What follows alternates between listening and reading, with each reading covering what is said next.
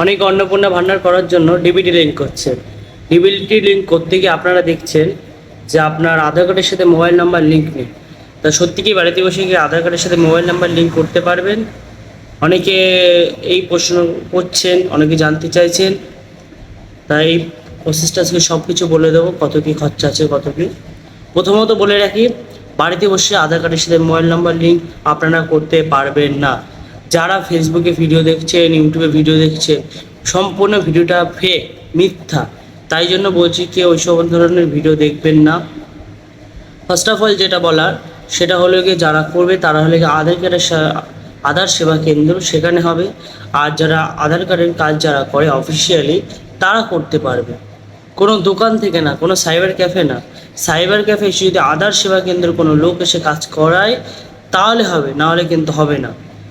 প্রথমত আপনার বাড়ির পাশে যে ব্যাংক আছে সেই ব্যাংকে গিয়ে যোগাযোগ করুন, সেখানে আধার সেবা কেন্দ্র থেকে কোনো লোক আসে কিনা, সেখানে করায় কিনা, আপনারা সেখানে গিয়ে করাতে পারেন। পোস্ট অফিস মেথড করাতে পারেন। অনেক জায়গায় 100 টাকা নেয়, কোনো জায়গায় 75 টাকা নেয়, কোনো জায়গায় 50 টাকা নেয়। এটা আপনারা খেয়াল রাখবেন। কোনো সময় অনলাইন দোকান বা সাইবার ক্যাফে কোনো সময় আধার কার্ডের সাথে মোবাইল নাম্বার লিঙ্ক হয় না।